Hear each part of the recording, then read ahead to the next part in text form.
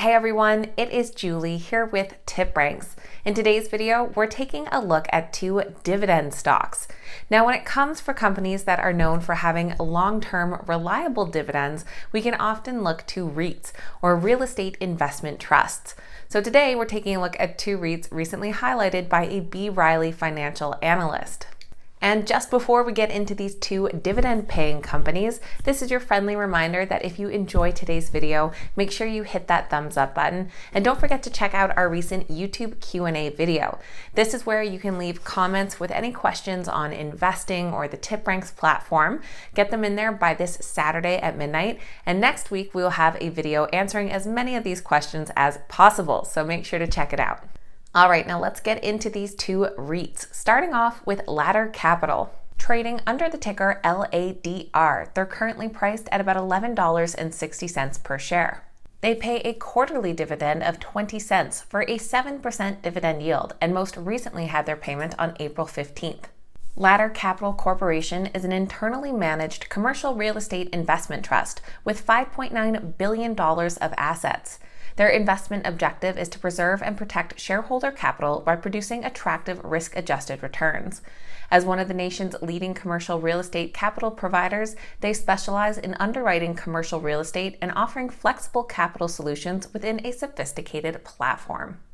Their investment activities include their primary business of originating senior first mortgage fixed and floating rate loans collateralized by commercial real estate with flexible loan structures, investing in investment-grade securities secured by first mortgage loans on commercial real estate, and owning and operating commercial real estate, including net leased commercial properties. They have originated loans in over 475 cities across 48 states, with an average loan size of $19 million. Now, 2020 did have a lot of headwinds for Ladder Capital considering the pandemic, and their quarterly results did take a deep decline.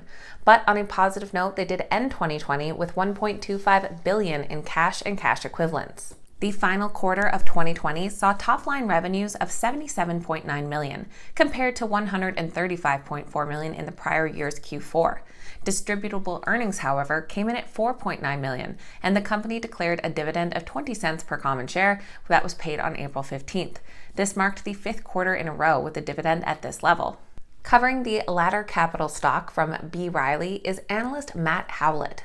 He says that the company's loan originator has been a top CMBS loan contributor since the 2008-2009 financial crisis and is well positioned to contribute to Ladder's earnings growth as the conduit market rebounds post-pandemic. Howlett especially likes the company's cash position, noting that it should allow the company to accelerate growth of its core investment portfolio. The analyst sees upside potential to the dividend, forecasted to increase to $1.05 in 2022 as originations ramp steadily and legacy higher cost debt pays down.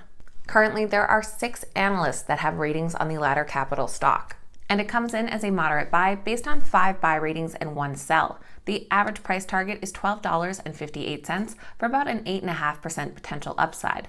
The most recent rating does come from B. Riley Financial with a $14 price target for over 20% growth potential.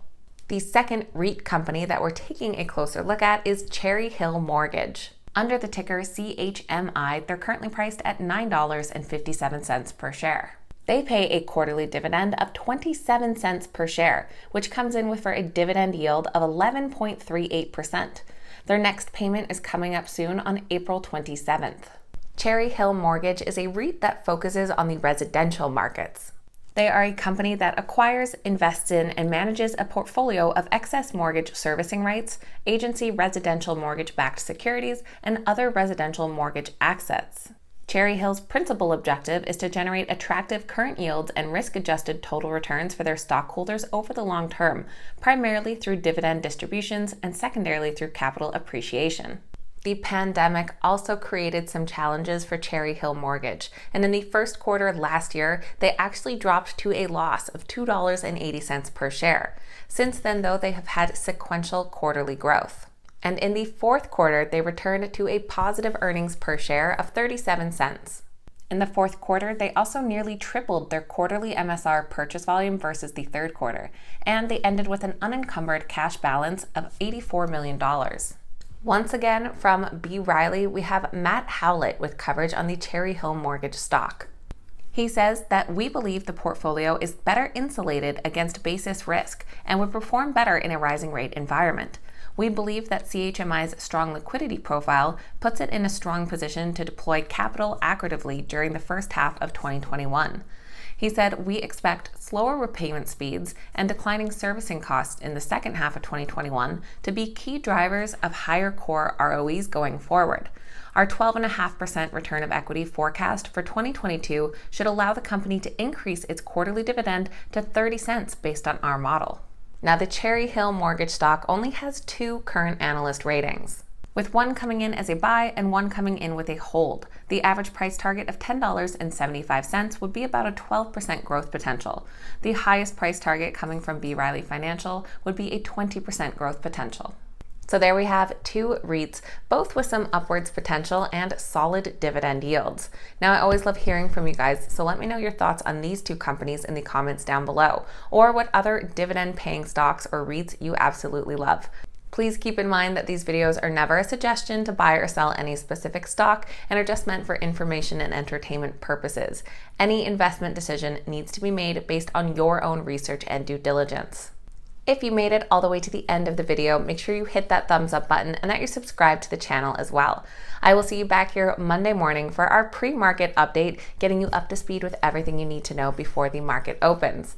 Thank you guys so much for watching. Have a fantastic weekend, and we will see you back here next time.